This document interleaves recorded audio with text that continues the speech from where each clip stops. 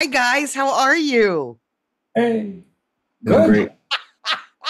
Great. Okay, I'm gonna need more energy. All right. Yay. I'll grab. I may some way midpoint through this grab some coffee, but Yeah, please do. I've got my unsweet tea sitting here on my desk, a gallon of it. Check the Swedish water out, though. It's Swedish water. Swedish water. I love Tap. it. That's the one good thing we have is good tap water. So, Oh, I love that. You have a yeah. lot of good stuff. all marketing. Swedish water. It's marketing. It's all marketing. It's water. What are you talking about? I remember like decades ago, I went to Evian in France and I thought, oh, it's gonna be awesome because bougie water, right?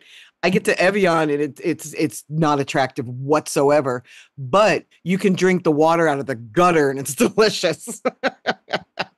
That's something, though. it That is is something. I remember filling up my water bottle out of their local fountain and you could actually drink it. You think they're going to try to censor this? I mean, you can't say that about viande, Oh, I don't know. I don't know. I Why didn't not? say it in French, so it's okay. No, no. Okay, I'll stop then. Yeah. So let me start with the fun. basics. With the Swedish man, you pronounce your name Pear, correct? It's true. Like what I usually say is like the fruit, like a pair of jeans, like a stereo pair. I have what I've dubbed the curse of the umlaut. It's great within the borders of Sweden. Outside of Sweden, it doesn't make sense. So, but it's pair. Yeah. I love that, and I just learned that because behind your back, I've been calling you Par for years. But you're very much on par, so it's okay. Thank you, Wendy. And A Bryson, your name is so little bit easy. more to the west. It's a little more Scottish. I love that. Bryson, your name is so easy, Oh yeah, wow. and I you're just and you're I and just you're go by based here in Bob the in U.S. Starbucks.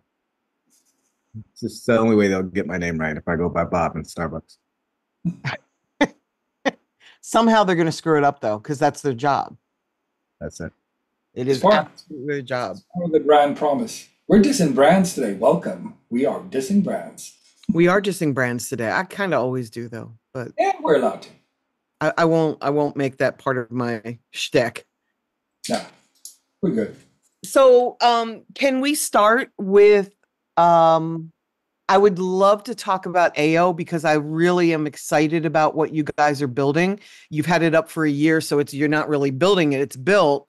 But I'd really like to talk about that. And then if you could each go into your background a little bit, like how you got into the music industry. Who wants to start? Bryson Pear. How do you feel? You want to kick it Sure. off, Bryce? Sure, why not? Well, look, I would actually say that we are still building, right? This thing is never quite done. I think that there are some things that we have figured out and we've made some progress and we've set a pretty solid foundation. We're fortunate to have a really, rock star team that are really good at the things that they do. And so I think that we've been able to figure out some things faster than it might take a larger team to be able to accomplish. So, we are proud of that. As far as my background and my contribution, look, I've been in music tech for 15 years now at this point, um, Wow. longer. So you Initially, started at 5 because you're pretty young as it is. Just oh, saying. it's the lighting, but I appreciate that. Uh, I I need got, your lighting. I got introduced into the music business. I mean, I've always been a fan, and my stories they kind of go back to college when I was one of those guys using Kazaa and Napster to illegally download music. That was a whole different part of my life. But ironically, it set me up to do the kind of work that I do today, which is really understanding the metadata around music. But I got Mm. started in this business working with a really good friend of mine. Shout out to Al Butter down in Atlanta, is who actually brought me into the business. And Spider-Man. he took me under his wing. He explained a lot of things. He had to explain it over and over because um, on paper, nothing about the music industry makes sense, and B, everyone who's listening to this who've ever spent time with Al, you kind of need him to repeat himself a couple times because it doesn't always make sense the first time. But he and I, we worked together with a third co-founder. We started this company called Song Splits. It was the first digital split sheet application.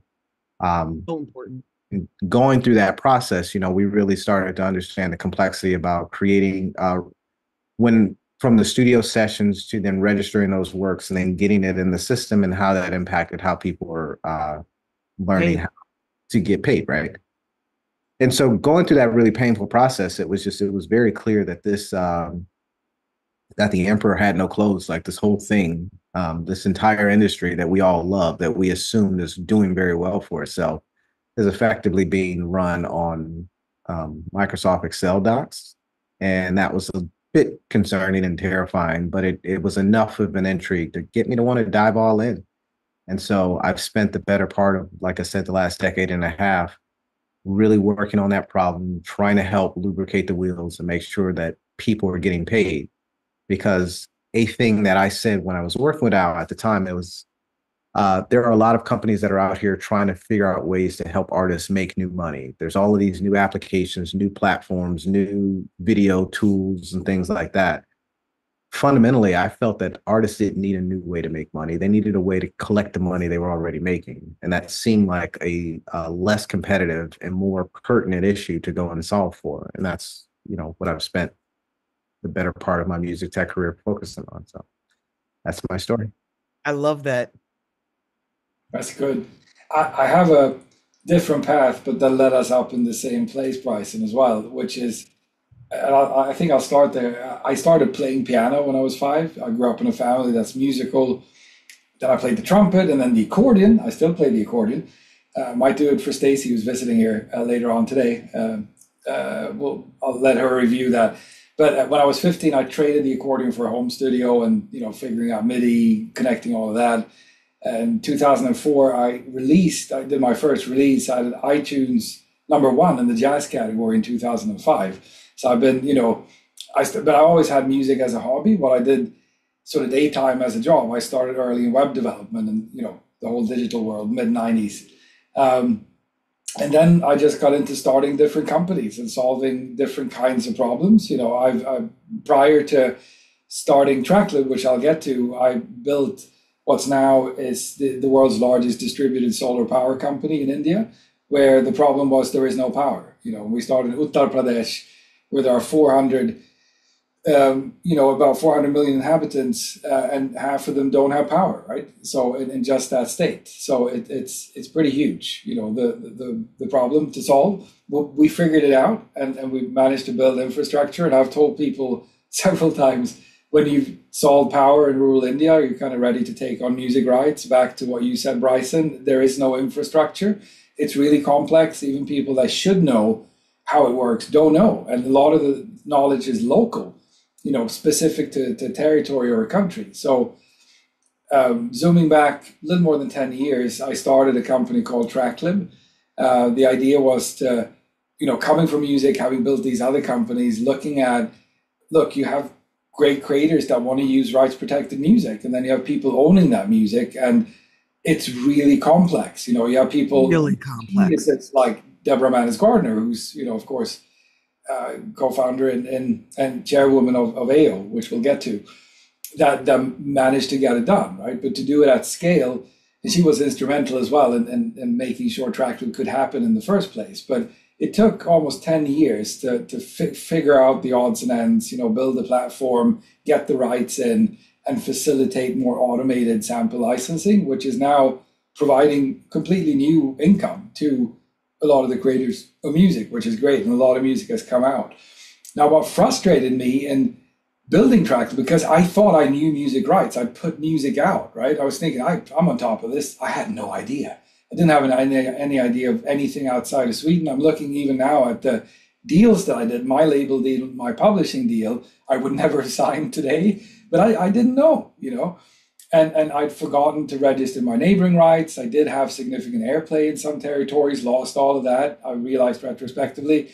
But also the frustration in building Tracklib was seeing that it's so hard that most creators, even at a very advanced level, don't do the right registrations because these are not easy systems to interface with. And a lot is, back to what you said, Bryson, is manual.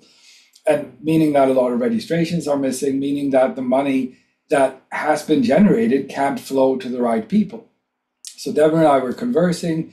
She'd seen over decades too, representing artists, songwriters, producers, musicians getting sampled, in that a lot of people don't have the rights properly represented. You might have produced part of a big recording and you have a couple of percentage points, but you never see any money beyond the advance, right? So the idea started to form that maybe we can start, a company to be a home, an active home, a modern home, a good home for music rights, and work very selectively around this. So last year we decided to start it off. Bryson joined in at the outset. We have a great team.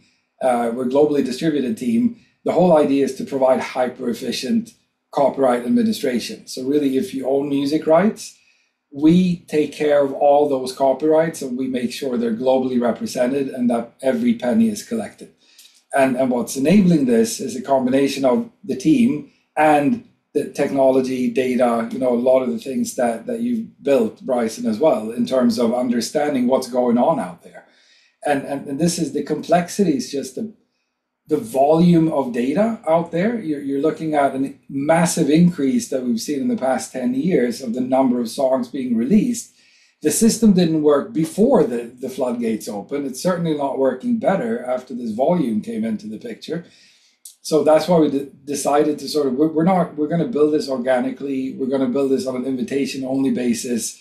We're going to really get into the nitty gritty and help people who haven't had their rights together, in many cases not because of their own fault, but it just happened that way, to get organized, get protected, make sure everything gets collected. So that's AO in a nutshell. And AO actually means, are you organized? So it's both, of course, a greeting, but there's a meaning to it.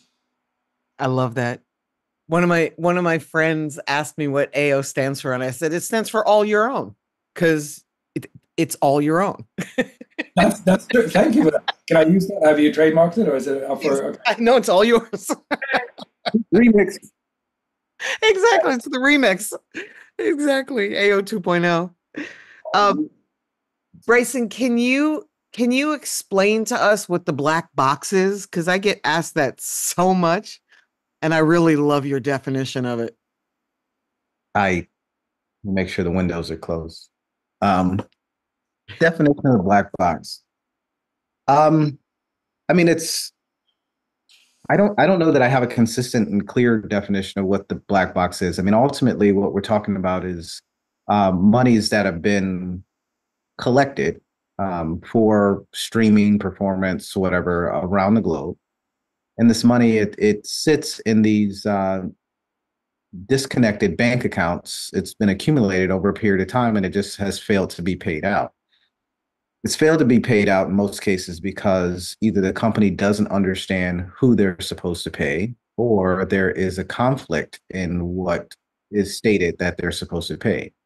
And so technically and understandably, if we think about this from a corporate perspective, I mean, I think that this is important to say, is where my initial thought that this is nefarious, there's real liability issues in paying out money to the wrong person. So if we're not clear about who we need to pay out, then the best action is no action. And that's what tends to happen.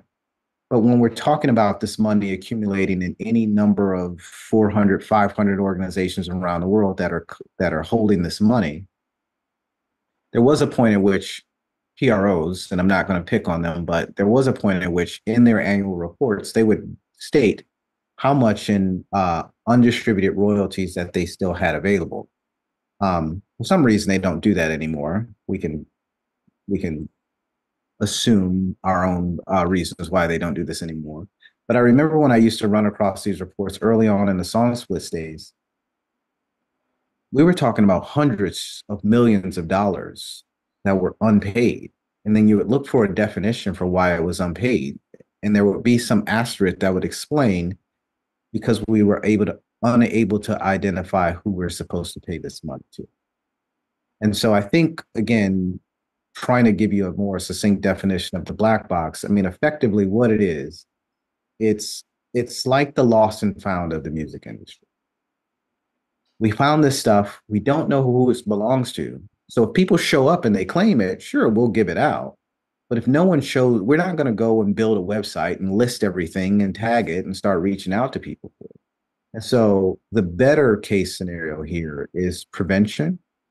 And what I found is that the music industry, for whatever reason, probably by undesign, has been very reactive to this process. And what we are trying to do is be a bit more proactive on the front end to try to avoid problems. There was something that I think I want to say that Thomas Watson, who founded IBM, there was this quote where he's like, "I don't want to be great at solving problems. I want to be great at preventing them." And I think that that's kind of a way that we're thinking about this process. I love that. I love that. I was on a webinar this week with the MLC, and they were talking about the black box, and they didn't explain it very well because they confused me. And as you know, I've been in this industry for 30 plus years.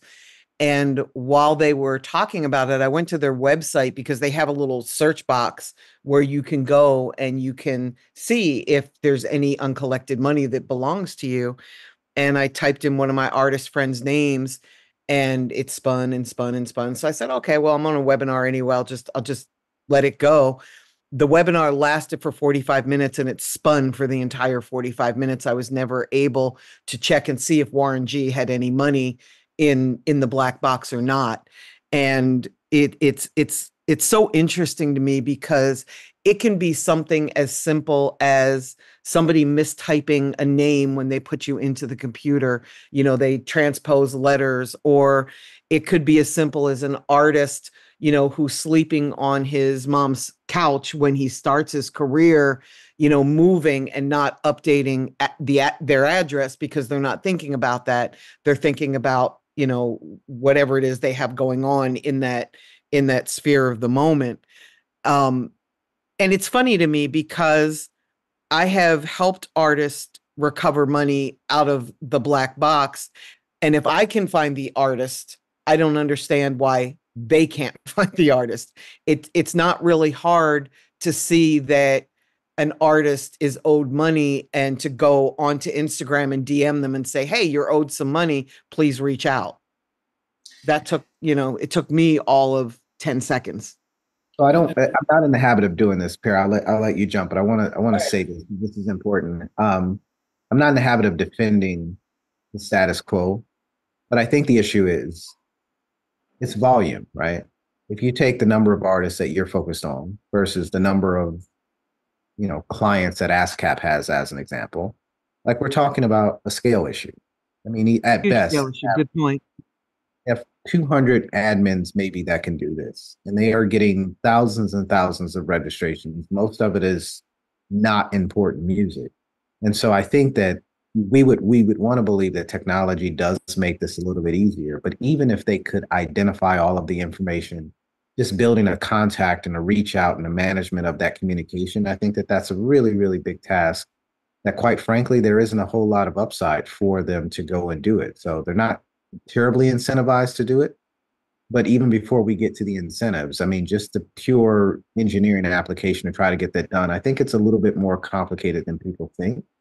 And so I just want to, I think maybe this is just being in this industry long enough. They've gone from a lot of these companies from villain to, I have some empathy for them. And I think that my role is not to go and save everybody from them, to try to help those organizations just do better at what they do. Because the truth is, at the end of the day, what's best for the artist is for the system to work and not for us to try to find enemies to go out and fight, you know, if that makes sense. So it does. I love that. No, I love that. I love that.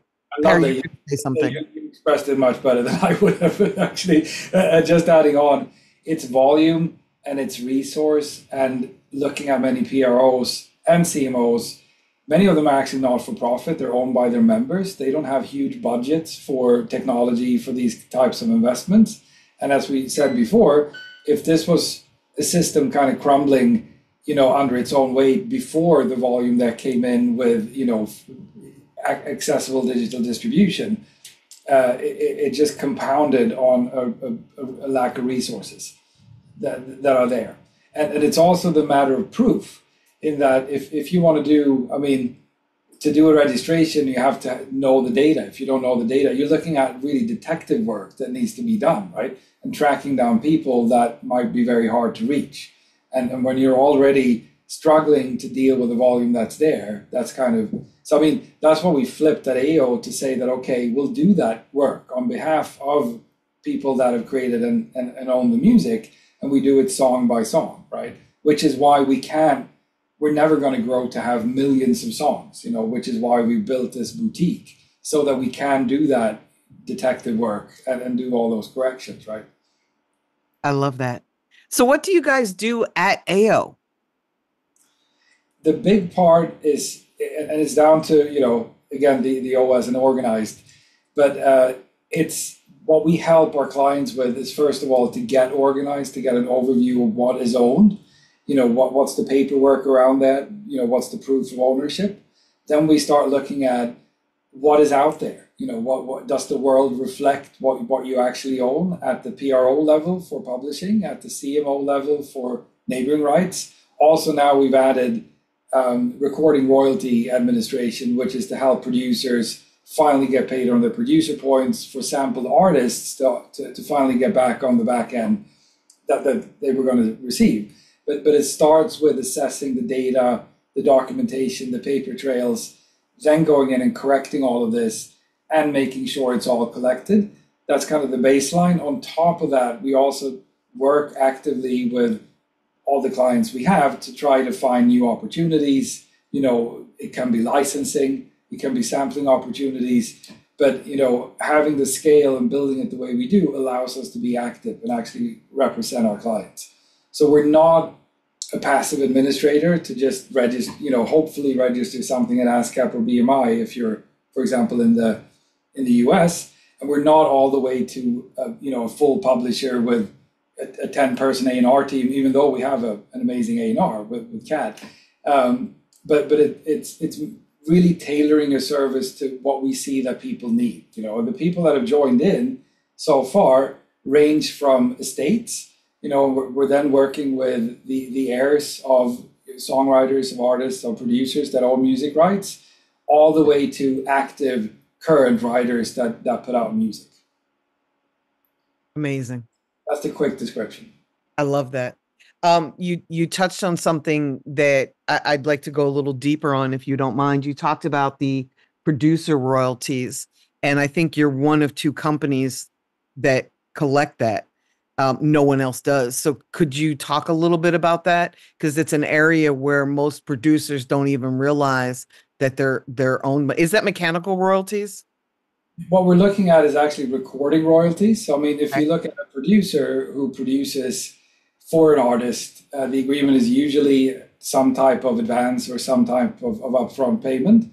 And then you're looking at a couple of percentage points known as producer points. Usually 3 to 5. There you go, on the record. But this also applies to, like I mentioned, sampled artists, where it's the same thing. You typically get a non-recoupable fee for your publishing if you own that. You get a recoupable fee when someone samples your music if you own the recording. And then you typically agree to a certain percentage point of both publishing revenues as well as recording revenues. Now, because of the nature, back to many of the great points you made, Bryson, on how the industry works, let's just say that maybe the full focus isn't on accounting to all parties. When you're looking at the volume of things that do go on, the focus is often to get the music out, to release it, to promote it. But also there's always been an issue of sort of completing paperwork, agreeing all the splits, doing all this work, right? So for various reasons, missing documentation or missing willingness or missing understanding of how these systems work means that a lot of these back-end points and revenues don't get paid out. So what we do is we help producers gather all their paperwork, make sure that everything is in place, backward looking, but also setting them up well for the future. And for things that are already released, we chase after it. We make sure they're set up. We make sure that they get into the right accounting systems, this is also built on us having great relationships with many of the world's labels and publishers, so we can facilitate this getting done. So it's not only what you know, it's who you know as well. And we're very, very selective on who we take on. But what we found is that there are a lot of people that need this help and this kind of representation. Agreed. Agreed. I would venture to say every artist needs the help. Yeah. Publishing has always been something that's difficult to understand and nearly impossible to collect for yourself. So you almost always need an administrator. And I especially love what you guys are doing, because I'm not a fan of publishing deals. I'm a fan of admin deals. I'd rather see someone not sell or give away part of their publishing early on in their career. And it's something that I've seen, especially in urban music, that occurs constantly, where the artist is not often the owner of their ownership of their publishing. Well, let's think about let's think about how this works though, right? I mean, if you're a creative, where do you learn this stuff, right? Like, who's going to teach you these things? When you are, pair who, instead of being outside playing like normal kids, you're inside playing a piano. Like, who's teaching 5-year-old pair how to do registrations and what this means and how to get this information done? So I think that, while certainly it's easy to say there's an education issue, I mean, it truly is in some ways. Like, if I don't know anything, why did I sign a deal? Everyone I know signed a deal. Why do I want a Grammy? Every rap song I listen to is telling me how many Grammys that everybody else has won. So like, that seems to be the aspiration. No one's really looking at the situation for what it is. And let's be honest, it's not the very sexy part of the business, right? It's not. Like, no one wants to be the person no one wants to be the creep at 2:00 in the morning when everyone's having a good time in the studio, pulling out a contract, making sure that everyone gets their split sheet done, right? But the truth of the matter is that is what drives the revenue for the business. And that's the business side of it. And so I know that there's a lot of artists who, it's not just about the money, but I think it's really important that if you're going to invest your time and you're going to invest your creativity and you're going to put it out in the world, I think it's reasonable for you to want to be able to be compensated for it. And the truth is, if you don't, someone else will. Let's just be clear. If your art is valuable, it will generate revenue. So now the question is, are you going to collect it or is somebody else going to collect it? These are very simple questions. And I want to say that part of the reason that this thing feels very complicated is because we discuss it like it's more complicated than it is. It's really not that difficult. I think that one of the things that Pierre mentioned a little bit earlier when we talked about we bring in clients and we do this initial assessment, it's if I went to my local gym and I told one of the trainers, hey, I want to get in shape. Well, what does that mean? I mean, the first thing that trainer needs to do, he needs to understand where I am. How much do you bench now? How much can you squat now? How fast can you run now? What is your VO2 max now? I need to understand where you are before I can start to do all of these other great things that you want to do. And I would challenge you to consider that a lot of companies, what they do is they just focus on, well, you come in day one, you got to do 50 burpees. It's like, well, dude, I've never done 5. So how do I get? I think it's really, really important. One of the things that we spend a lot of time on is making sure we understand, have a very clear picture of where artists are now. I'm going to throw another quote out because I'm sitting in front of a bunch of books and I have my glasses on, so I feel smart here. I am going to ask, though, that I not be held to standard because I may be misattributing this quote, but it's I heard that Abraham Lincoln said, if I had an hour to chop down a tree, I would spend 55 minutes sharpening the axe and 5 minutes chopping the tree. And I think it's very easy. It's very human for us to want to jump right into action and start doing things, finding the opportunities, doing the exciting stuff. And a lot of people don't spend the proper amount of time preparing to do the work. And in our business, preparing to do the work is really getting a clear assessment of where these artists are. And as simple as that is, that is what prevents a lot of the issues that we see that clients that come to us are running into, and clients that we would serve very well that we haven't found yet that they're going to benefit. Wow. Great metaphors and well put. And Wow.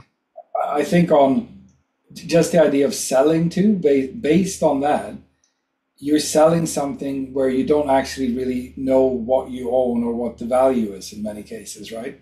Because you went straight into selling an asset that might not be protected too, right? And that's the thing. So it's kind of, yeah, I have this bag, but you don't really know what's in it.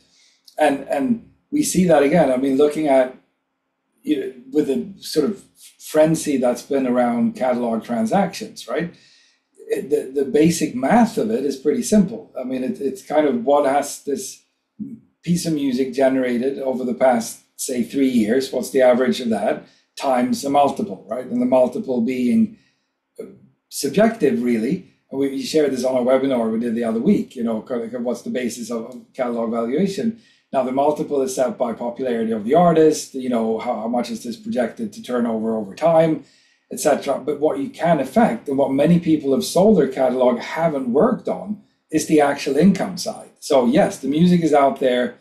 Back to what you said, Bryson, you've already released the music, it's already generated money, but you're probably not collecting all of it, which means that when you're selling, it's a multiple times the wrong figure. It maybe should be 30% more, maybe it should be double, maybe it's 3 times that much. I mean, one of the great people that joined in to AO, over 6 months, we managed to increase publishing revenues by 1,000%. I mean, that's a 10x so this very talented person, used to make a certain amount, it's now 10 times more in our payout. And that's by doing the work, doing a lot of what's to us a lot of basic stuff, right? But you need to know where to look, you need to know what data to work on, right?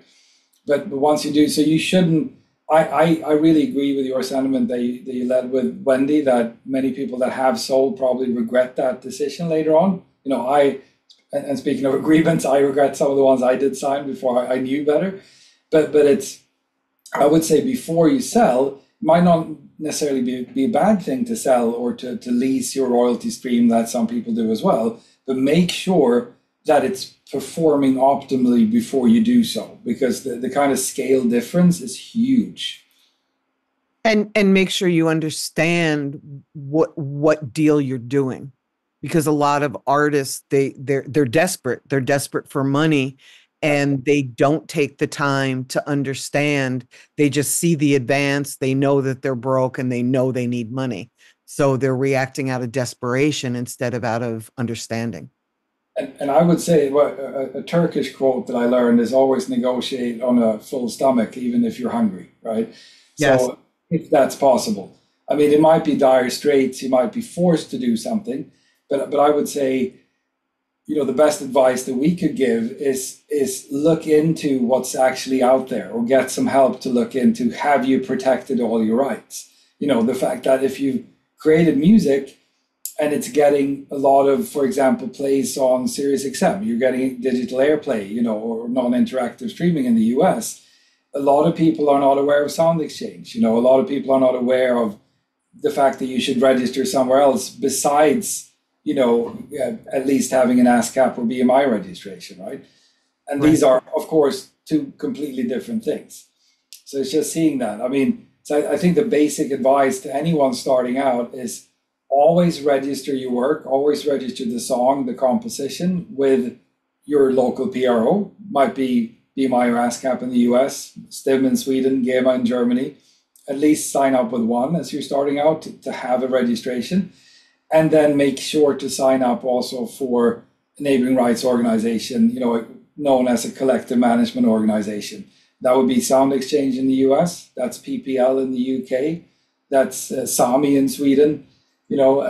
So most countries, close to 100 countries respect neighboring rights in the world. What's good to know is that in the US, it's only for digital radio in terms of Sirius XM and non-interactive streaming like Pandora.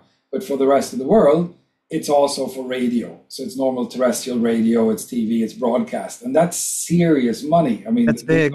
even though the rates, which we also mentioned on our webinar, our brilliant head of operations, Tom, went through all this, is the fact that rates, in terms of how much is paid out from radio or from TV, that's sort of a convoluted process where a few people can impact the actual rates that are paid out. But to get part of that, you need to be registered. So I think that's the condensed advice to anyone listening into this, maybe just starting out, is to get registered with a PRO for publishing to protect the publishing copyright, and then register with a CMO in the US, that would be Sound Exchange, for the neighboring rights or digital performance royalties. Excellent advice. Bryson, you touched a little earlier on metadata. You are kind of the metadata king. Can you touch briefly on what an artist should make sure they add into their metadata when they're uploading to their distributor? Like, what really matters? I think, well, the recording side tends to be better taken care of, right? I mean, I think when you're looking at who the performers are and who the featured artists are and who the producers are, I mean, that information usually is not the issue. I think where the bulk of the problems tend to be are on the publishing side. And so that means identifying who the writers are and if you have the identifiers that are associated with those writers, having that information available. I know increasingly DSPs are allowing that information to be submitted. Spotify wants to know this information, right? I mean, because look, the truth is there was a point in which DSPs were being villainized for holding the money or not paying enough money. Look, again, DSPs, they spend a lot of money. They pay a lot of money out. Now, if it never makes it home, right? If I drop it down, this money chute and you don't catch it at the end, it probably means there's some holes in that chute somewhere that we need to go solve, right? That's the real issue. But no one describes it that way. The very simple way is, well, I never got the money. And I think in a situation like submitting these registrations, whether you're sending it to the PRO or you're sending it to a DSP or wherever you're uploading the information, having as much information as possible about that work that you're uploading, I think it's super, super important. One of the issues that we run into is that creatives, they don't always use the same name. And so that matters. When you look at someone like, Snoop as an example, Snoop has, I believe, 8 or 9 IPI numbers. That's incredibly complicated because now you have his legal name. You have his legal name spelled backwards. You have his legal name without his middle name. You have Snoop Dogg with 2 G's. Then you have Snoop Doggy Dogg, and then you have Snoop Dogg with 1 G. And all of these have different, according to the systems, because again, when we're talking about volume, last count that I have, at least according to the data that I looked at, there are about 2.2 million unique songwriters in the world right now. It doesn't sound like a huge number. It's a big number, but I think in the big scheme of things, it's not, maybe one would believe it's bigger. But the number of identifiers that have been assigned, we're looking at about 4.9. There are a lot of songwriters who have multiple identities because they have multiple names that they're going by. And so when you think about the volume of information that's being pushed through the system, from a technology standpoint, because these systems aren't built with any AI or anything like that, the system doesn't know the difference between Snoop Dogg and Snoop Doggy Dogg. They look like different people. And so they are assigned different identifiers. And when they're assigned different identifiers, the truth is, when I'm trying to collect for a particular person, I need to assign it to one. I can't assign it to both. And so it gets very, very messy when that information gets splintered out. And so this is why it's important to try to tag this information when you send it, because if you don't tag it, someone's going to fill in that gap for you, and they may not fill in the gap the way that you want it to be filled in. Or secondarily, if you're not consistently using the same information, it's going to be misattributed or it's going to be split off into another account, which is then further contributes to this black box conversation we had before. Thank you. And I'll add just on to that is what we've seen. This was a learning that came up through TrackLib as well. We have a sample license that we created, and they were putting out the song. It was a German group. They got in touch with us and say, "Yeah, why do we need to do PRO registration? We don't like the GEMA. We don't like them. They just didn't like them. And you start explaining kind of, if you don't register with GEMA, not only won't you get any money, you won't get like the 15% of streaming money that gets paid to publishing in many territories. You're not going to get any airplay. But if there's a sync license, someone wants to use your music in a game or, sample you or use it in an ad, there's a sync fee, and that's usually split 50-50 between who owns the recording and who owns the publishing. You can lose out on 50% of $50,000 sync fee because, they're like, oh, we didn't know. And I think, again, back to knowledge about this is that we talk a lot about releasing music, right? Get it distributed. There's a big focus on getting what you can hear, the actual song, out there into the ears of listeners. But the other side of it, it's realizing it's just as important to pick a good distributor as it is to do this registration, right? And it's often overlooked. Yeah. Before you ask your next question, Wendy, I think it's important that we try to get as many accents out of Pear over the next 15 minutes as possible. I think so too. I just realized that we may have the music industry's version of Jay Farrell on the line right now. We should take full advantage. We should take full advantage, because that was like the best German accent by a non-German I've ever heard. So good. Actually, I need to fact check myself as well. I said 400 million inhabitants in Uttar Pradesh, this northern state of India. It's 200 million. So I actually increased my number. I 2x'd my own numbers. So there are 200 million inhabitants in Uttar Pradesh. Half of them, 100 million, don't have power. So and you can't tell us that using their accent? I can, but I might slide it in. Now it's a thing. Right? It is a thing. It's a thing. It's a thing. It'll come out. Yeah. So I would love to talk about a little bit about lifestyle and mental health, because that's really important to me. It's become my thing. So can you guys talk a little bit maybe about how you balance your lives? I know Bryson, you're like me, you're a reader. You mentioned you have some books on your desk. I would love for you to talk about maybe some of your favorite books. Pear, if you have some favorites. I read a book a week, so I'm always looking for new stuff to read. So feel free to recommend books. Let's start there. Oh, I can make tons of recommendations. You're my new best friend. Okay, we should certainly spend some time together then. I have. So let me just address the balanced mental health piece. I mean, the best that we can. I mean, here's something that I would also offer is that specifically Pear and I, we are both building together, but we also have outside of the professional conversation, we're both dads, right? We're both husbands, and I think that there are things, we have conversations that kind of move beyond the scope of the business, and I think it's really important. It's important to me to have someone like Pear that I can actually have non-professional conversation with as well as professional conversation with. I think that helps a lot, because what you understand is that my ability to be effective as a business person, as an executive, as a partner, is very tied to how things are going on in my personal life. And so I think it's super important that we have that for each other, I want to believe. So that is something that makes this a little bit easier on me, I will say, than it might otherwise be. I'll let Pear speak to whether he gets as much out of our conversations as I do, but that's my side of this. Look, in terms of what I do offline, I'm a big reader.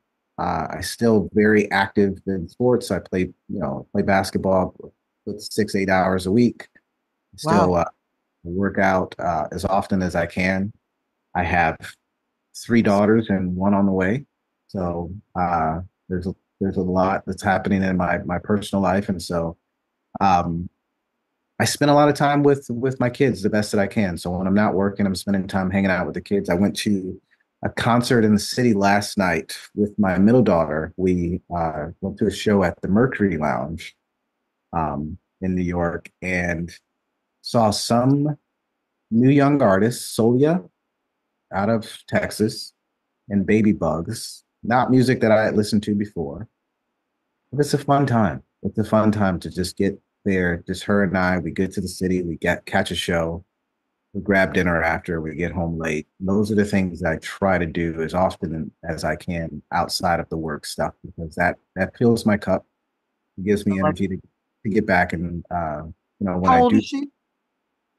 my Marisa is 14. So I have a 15, a 14, 8, and um, expecting a fourth in December. Congratulations. That's exciting. I love that you're taking a 14-year-old to shows. My parents never did that, but I would have loved that. It was a very cool experience because look, it's not a large venue. Like we've done larger shows before. We've done stadium shows at Prudential.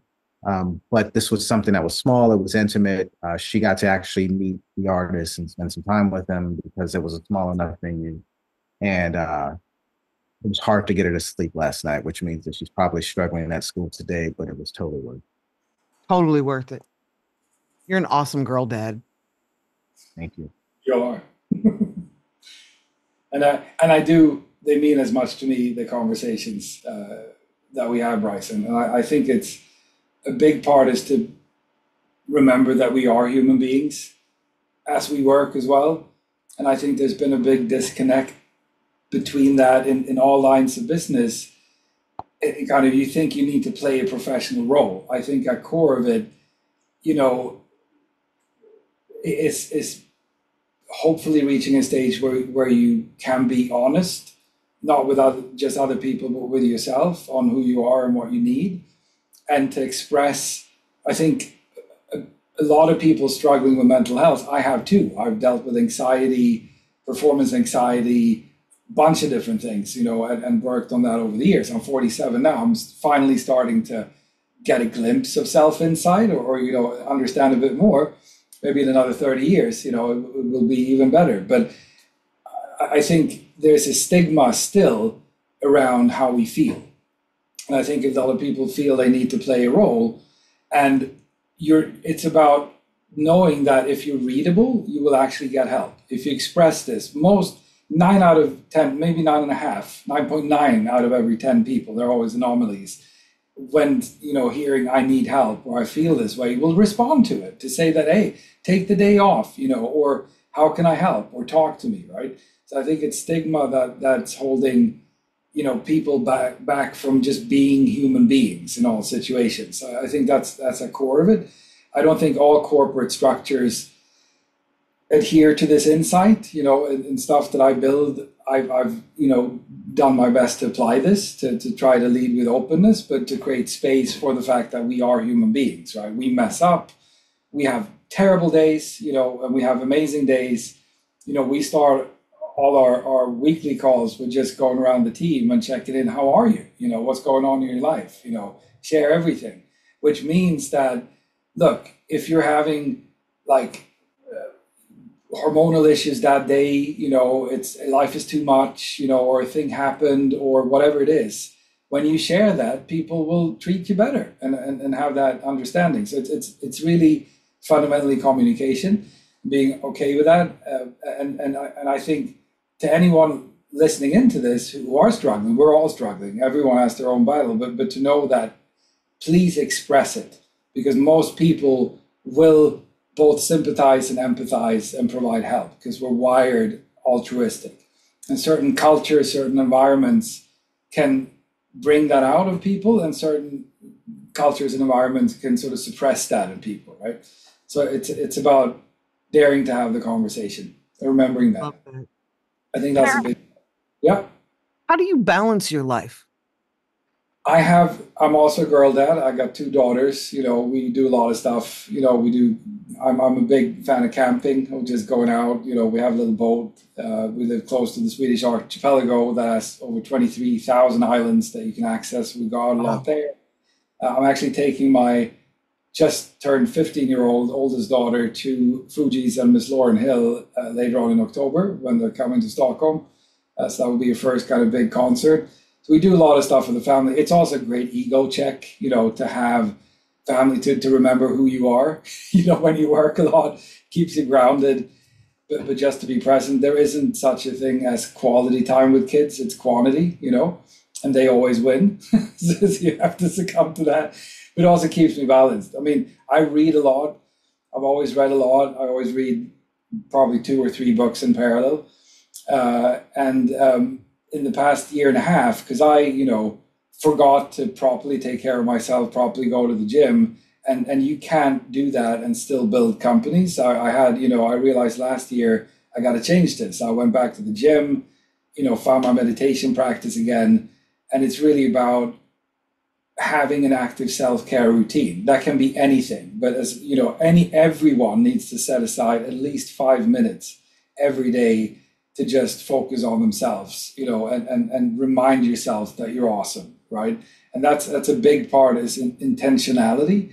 What I try to do every morning when I wake up is to check myself, in terms of what do I want today, to start with gratitude, and grateful that I get to wake up at all, right? And then think about what's important, because life will always pull us into drama, to notifications, to, other people's needs. But it's something I learned the hard way is kind of, back to that airplane little safety brochure is put the oxygen mask on yourself first, right? That's been an important thing. And I still actually produce music. That's a balancing point too. But it's kind of, do stuff that you love, and to actually have positive egotism in prioritizing your own health, your own self-care, because then you have hopefully the strength to support others, right? So I love that you learned that young in your life. It took me until I was 60 to learn that. And I love the oxygen mask metaphor because it took me a very long time to learn that one. I when I was coming up, I had three emotions. I had angry, sad, and happy. And when I was sad, it made me angry. So really, I just had angry and happy. And I just learned how to feel relatively recently in the past year and a half. And while it was a very difficult lesson to learn, it's made me such a better person, a better executive, like all the way around. It's just made me so much better. So I totally understand what you're saying. And morning routine is everything. but it's also, again, I learned the hard way by crashing, by not feeling good at all, by being both mentally and physically weak because I didn't take care of myself. So it's kind of, I think a lot of people have gone through that. And it's kind Yes, of I embracing that. learned. Is we see it in our kids. We can say all we want. They're still going to make their own mistakes and learn from them. And we see it's kind of, no, don't do that. We know where that is leading. But they have to sometimes I fall and have pick to. themselves up, right? Yes. And same with us. I mean, you can know all the theory. You're a smoker. You know it's bad, but you still love cigarettes. You're not going to quit until whatever happens that, makes you take that decision, right? And I think we learn through failure. And on that note, and related tangent to creating an environment that embraces failure, right? Because it's truly the way from if you look at child psychology over to adult psychology, kids roughly from the age of 14 to 15 start learning from their failures. Before that, you traditionally learn from your successes, your wins. But from that, semi-sentient age of 14, 15, we start learning from our failures. And I think a lot of our corporate culture, across the world, it does not embrace failure, and the companies that do thrive, right? Because Yeah, we're afraid, and really, failure is giving up. I mean, then you've actually that's failed, real failure. Yeah. actually messing something up. I mean, I've made so many mistakes, Same. in work. And the big thing, and it does led to that gut drop feeling of, oh, what did I do? I've overwritten websites. I had to recode stuff. Plenty of stories, right?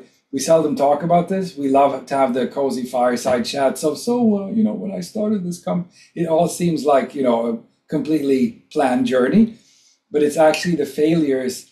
Maybe you're near going bankrupt, or you didn't get the funding, or, everything is pushed into an extremely concentrated situation. Then you take tough decisions and you learn, or you pivot, or you change. But it's allowing human beings to be human beings, and the important thing is that we just are open to learning fundamentally, right? I love that. I have an expression, and it's fail faster, because I learn from all of my failures. I don't see them as failures. I see them as learning opportunities. And for me, I want more of them, and I want to do it faster, because that means I'm learning faster. Yeah, that's a good mantra. That's exactly right. I think on that, Wendy, I do want to suggest 3 books, the two of them that I'm reading now, and one that just seems to be appropriate for what the two of you were just. The Little Black Book of Entrepreneurship, by Fernando Trias de Bez or something like that. Not sure. Fantastic book. I'll quickly say that one of the things that he talks about in this book is he talks a lot about failure. I think he opens up the preface of the book, and he talks about how, if you Google business success, you'll find, tens of thousands of results, and you Google business failure, and you see a limited amount of results, which is strange when you think about the fact that most businesses fail. It should be Right. It should be the opposite. It should certainly be, there should be a lot more learnings that we can gather from that. So what you guys were just discussing made me suggest that book. That's a book that I have read at least 3 times. And listened on audio at least twice. So I highly recommend that book. Other book that I'm reading right now, this is actually here.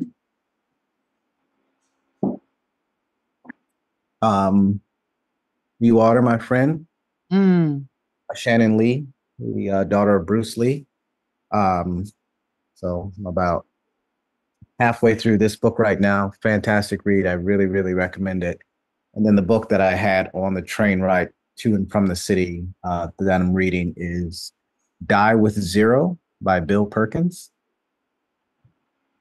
And the premise of that book, he's talking a little bit about, not so much about work-life balance, but also, since you mentioned balance at this point, he's talking about how we spend a lot of our time trying to save money for some retirement, or we spend a bunch of time planning for some future that may or may not come.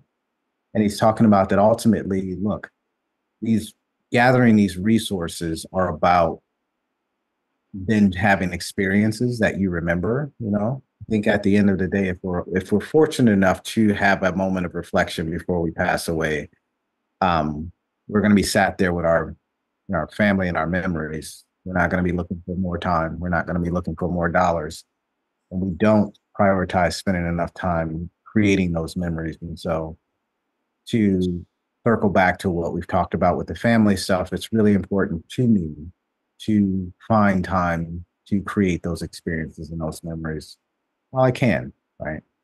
Not just for me, but for the family. So those are my 3 book recommendations. There's obviously plenty more. There's quite a ton of, Woo! and that's, they're all over the place here. So we'll dig into, we'll start a book club. I got some cool stuff, and I'm sure you've got some. We should do that. Yeah, we should do that. Idea. That's a great idea. And I can testify there's, what you saw in the background is like 1% of Yeah. And it's also one of the things where we got to know each other and vibed is that your quote machine is what I've been collecting quotes for a long time. You have been too. I thought of books too, and this is not premeditated to anyone listening. This came up in the call. I had no idea you were going to ask about books, but I usually have 2 or 3 that I read. One that I started this summer and I haven't finished but really enjoying and reading in kind of bits and pieces, is The Complete Robot by Isaac Asimov. You know, sort of a legendary sci-fi author, but I think in a time of AI, which is really machine learning, which is also linked to robotics and that kind of thinking and that logic, it's a really interesting primer on understanding the type of logic, you know, that part of the logic that is behind, you know, what we program, right? So I think The Complete Robot is super interesting reading, and also reflecting on what's the ultimate kind of effect on society of a lot of the technology that we build, you know. And I think sci-fi has been where we read about things that then actually come true decades later, right? So Asimov is kind of those pioneers. Enjoyable. I get frustrated with his language at times, but the content is good. You know, that's just a style thing. Another book that I read years back, I think I have it in this bag. Here it is. I wonder if it will show with a blur, is of course The Tao Wu by the RZA. Yeah. Phenomenal book, you know, and personally having studied a bit of Taoism and quite a bit of Buddhism, and also practicing meditation, I'm really impressed by the RZA's ability to distill and concentrate based on his own life story a lot of the, you know, wisdom here. So this is a great book, you know, very digestible too, but it's a great book. I think I'll add on that note, a favorite Buddhist author is Thich Nhat Hanh. He comes from Vietnam, you know, originally, but then moved to France and started up. He passed away, I think, a few years back. But he's also been. You have Eckhart Tolle, you know, of course, our German friend, who interprets Eastern wisdom. Get an accent. First, I'm about to get an accent. It's always there lurking, but he's a great interpreter as well. I think Thich Nhat Hanh, I love his way of just finding very visual metaphors for strong concepts. You know, one of the things I learned from Thich Nhat Hanh was kind of water the flowers that you want to see grow. Super simple, back to intent, right? I mean, it's powerful stuff. So I think no matter what religion background you have, I mean, there's a lot of interesting philosophy in this. So those are the three tips. I love that. Thank you so much. Is there anything that I haven't asked you guys that I should have? I think we want to give you flowers for just being awesome, you know, and all that you've done. I just have to slide that in because thank you. You know, and thanks to Deborah for introducing us, and you know, huge thanks to Deborah. Gratitude. I don't know where to begin. I have a lot of questions. What's your take on, you know, do you have, because I think you have a lot of different people listening in to this podcast, you know, everyone from super established to just starting out, you know, based on your decades of experience, you know, if you're starting out, if you're a really talented artist, talented producer, you know, coming into this, what's kind of starting advice, you know, about things to think of? You know, do you have a checklist? Do you have a couple of first things, you know? Yes. Absolutely learn the industry before you jump in. That doesn't mean that you should have analysis paralysis, but just like you wouldn't step onto a basketball court without understanding the rules of the game and knowing how your opponents play, you shouldn't jump into the music industry with zero understanding.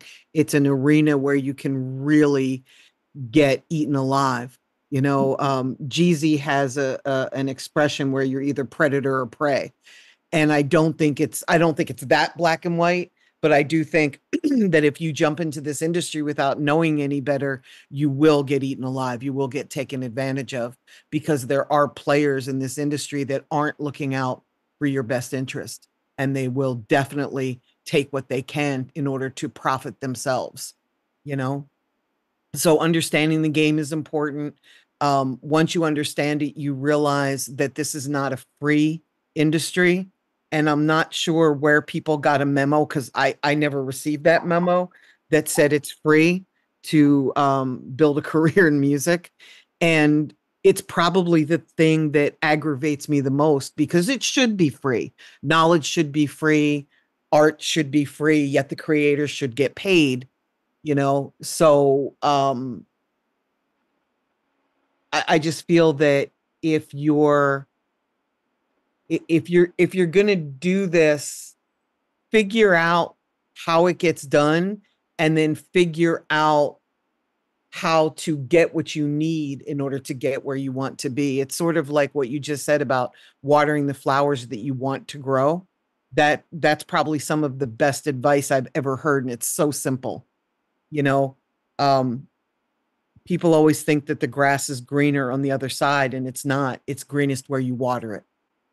It's really that simple. When you take care of something, it and you give focus to it and attention to it, that's what grows, you know. And then the last thing I'd want to put in, you know, I come from the music business in the 90s. I've seen it change a lot. I come from hustle culture. You know, when I was living in Brooklyn in the early part of my career, it was a badge of honor for me to skip sleeping one day a week so that I could get more done. It was a badge of honor for me to never take a vacation. It was a badge of honor for me to be able to take a beating and survive and get back up and not tell anybody that I had just taken a beating, right? And all of that was wrong. I'm thankful for it because it got me where I am today. And I'm the person I am today because I went through all that. But I make sure now that I get 7 or 8 hours of sleep every night because I'm not good to anybody if I skip a night of sleep. I really become the bitch from hell, to be honest with you. And that's not who I want to be, you know? I've learned that taking care of myself is more than just taking a spa day at the Four Seasons every now and again. You know, for me, self-care is working out 3 times a week. It's water aerobics. I've just lost 90 pounds. So I've lost a lot of weight since I saw you guys. And I've learned that, and thank you. And I've learned how important that is, not just the actual getting healthy, but the journey of getting healthy. You know, I have Eckhart Tolle sitting on my nightstand. The first thing I do when I wake up every day is read, and he has really short chapters, but I'll read a couple pages, and it sets my tone for the day of how I'm going to enter the day. You know, um, reading has become really important to me. So I've got, instead of listening to music in the car the way that I used to, as much as I can, I listen to audiobooks because that's important to me. Have I answered your question or did I just kind of Oh ramble? yeah, I'm just listening. Right. Please don't. This is great. Thank you for that, and a great derivative work created. You know, where what are the flowers you want to see grow, but then also the grass is green where you water it, right? So I see you. Sorry Yeah. you did. Good, but Yeah. it's true. Thank you. I've Uh, also learned to manifest. I've spent a lot of time, you know, part of my self-care is I've studied neuro-linguistic programming and self-hypnosis. Well, I've studied hypnosis and then used it on myself. So both of those things I've used to get over like my fears in life. I'm extremely introverted. If I could avoid all people, I would, because they kind of make me nervous. We just lost Bryson. They people in general make me nervous. So um I've really learned to get over that and just deal with my fears. And that's something that I never did when I was in that hustle culture mindset. I was so busy that I didn't pay attention to having to be a better person. And it's now I just want to be the best me I can be. that those are huge insights and powerful. Thanks for sharing that. Sure. I wish I learned this in my 20s. I wish too. I mean, back to youth is wasted on the young. If I would have known then what I know now and all of this, but you learned and I learned. You know, it's never too late to learn. You can be Never. 80 and have a revelation, right? But one thing I learned from very kind and very wise and very smart friend of mine, Hamid Gatan, who's a brain researcher and scientist and also Mm, medical practitioner, is neuroplasticity. I mean, this links to neurolinguistic programming Yes. to understand that the fabric of the world has plasticity. I've seen that in the things that I've been able to build against all odds, kind of, the flight of the bumblebee, but there is plasticity. And I think, back to mental health, again, if you're in a dire situation, a lot of anxiety, it feels like there's no way out, to actually know that there is plasticity. The fact that, Bryson lost power, by the way. Oh, wow. Electrical power. Funny, we talked about electricity in India, and then there was some power. And then off he went. Yeah, that happens. But he might reappear. But I think remembering that there is plasticity, remembering that we can affect our lives, we can change things, we hold that power, and I learned it. I feel later, in life. I wish I'd known it before.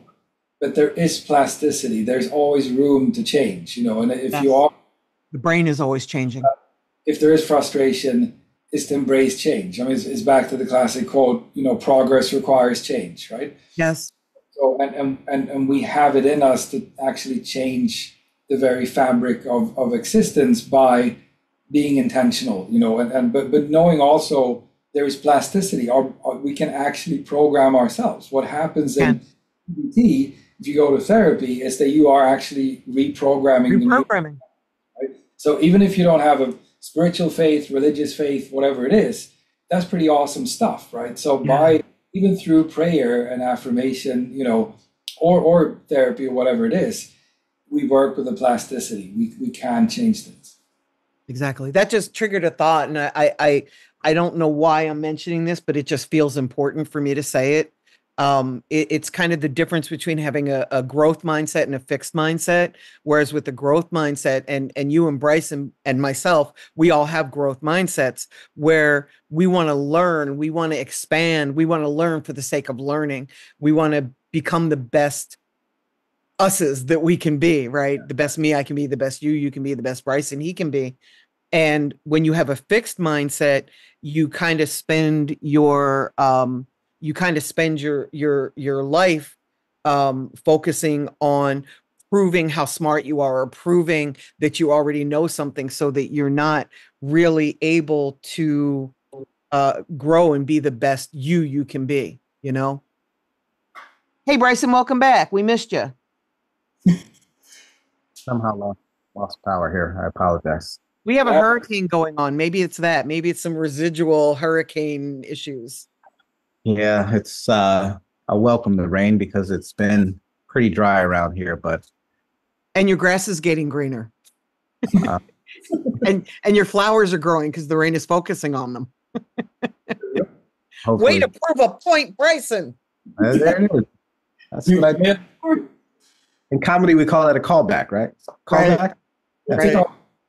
But what you missed while power was out was we talked about plasticity and neuroplasticity, and the fact that we can actually affect things more than we think. 1,000%. That's the recap. 1,000%. Yep. And I talked about growth mindset versus a fixed mindset, because we all have a growth mindset, which is so important. I realized in hiring my staff, I hired people that were really great at their jobs. And what I should have done, this is 4 years ago now. What I should have done was hired people based on a growth mindset. Because when you hire somebody that has a fixed mindset, they're not trying to get better. They're not trying to improve. They're not trying to fail so that they can learn. They're trying to always prove that they're great at what they do. And it's not conducive to running a great company. One of my favorite books is Good to Great by Jim Collins. I don't know if you guys have read it. It's an amazing fucking book. And that's kind of what he talks about. He talks about get people on the bus that that don't really have fear and that really want to win and that have growth mindsets, and have everybody, have a big, hairy, audacious goal, and you'll achieve it. Like, the bigger your goal is, the more likely you are to achieve it. If you have a small goal, nobody's going to achieve shit. Basically, I'm paraphrasing, but he didn't say shit or fuck. So much truth. I mean, you aim for the tree top, you're going to hit the trunk of the tree, right? You aim for the stars, maybe you'll get, at least above the trees. Exactly. It's so true. And we help affirm that. And I think back on people and teams, I learned, can't remember who said it, but and it's probably a classic quote, but hire for attitude, train for competence generally, in that you want good people, to power a team. And you want voracious learners, etc. But I've seen that it's so important to have agility, and openness and willingness to learn. Not everyone has that. So important. So few people have that. There are plenty of jobs where being specialized, being the expert makes a lot of sense. I think if you're building a new operation, and I would say generally in entertainment, all fast-moving industries, you thrive on your ability and capacity to change, right? And change is scary. I mean, it is. It is. I think it's a Mark Twain quote. So is getting out of bed in the morning, though. It is. Like, feel the fear, do it anyway. I didn't mean to interrupt you. You're gonna talk about a quote. I talk too much generally. Bryson can testify. No, you don't. But the quote machine, Mark Twain said, I think the quote is, I like progress. What I don't like is change, right? So everyone wants progress, but it requires, it's painful. I mean, you see it in parenting, there was a wise family friend, Hannah, who said, I've really learned becoming a parent that, she was a bit ahead of us in getting kids, that I want them to change, but I actually realized I have to change myself. That's the really tough part of parenting. You can be annoyed, you want to see different behavior, and you realize it's on me. I have to level up. You have to lead by example, because you can say something over and over. It's sort of like a parent that tells their kid, don't smoke cigarettes as they're lighting up a cigarette. You can't do that. You've got to lead by example. Yeah. That's the hard part. Bryson, is there anything that I didn't touch on that you would like to talk about? No, I don't think so. I mean, look, well, let's take a step back. We could talk for hours. Yeah. So there's there's plenty that we could discuss. I really appreciate you having us on and having this conversation. I think I love this. Fantastic. There's not, as far as the business is concerned, I mean, this is a problem worth solving. Trying to get this right is worth solving. So I think when I think about incentives, I think it's important. Selfishly, I really enjoy music. I have in my office, less than 4 or 5 different speakers that I could yell at to play any given song at any given time. I have a subscription to 4 different streaming services. It's a little ridiculous. But this is just, look, this is where I am. And I say all of that to say it's really, really important to me to continue to be able to listen to good music. And I don't want that to be undermined by the fact that it becomes untenable for artists to be able to create because of this very, very convoluted system. And I know that the music industry, even with all the good intent, they're not going to be able to solve it on their own. It's very, very difficult to read the label from inside of the bottle. And I think that this is why the music industry has continued to struggle with solving some of these issues. And so what I'd like to do is take some of the talent and the expertise that I've sharpened my skills in other industries and kind of deploy them here and see how we can be helpful. So that's the role that I play. That's the role that I'm going to continue to play until someone tells me that it's time to stop. And I don't anticipate that that's going to happen anytime. Same. I don't anticipate that either. I also have to thank you. Unknowingly, you really helped me when the 3 of us were sitting in my office for that 4-hour conversation. One of the pieces of the conversation that we had was being comfortable, being uncomfortable. And I realized that that's really one of the keys to my success, is that I grew up, always the outsider. So when I came into the music industry, I was the white female amongst Black men, right? So I learned to be uncomfortable always being different. And we kind of had a little bit, it was like a little bit of our conversation of being comfortable, being uncomfortable. And you had shared a little bit about your background. And um like a month after that or 2 months after that, I got to speak at Lincoln Center, and I got to speak to like 600 high school kids. And they wanted me to speak about negotiation. I had 20 minutes to talk. So I talked 5 minutes about negotiation and then spent 15 minutes talking to them about accepting being uncomfortable, like getting comfort, becoming comfortable with being uncomfortable.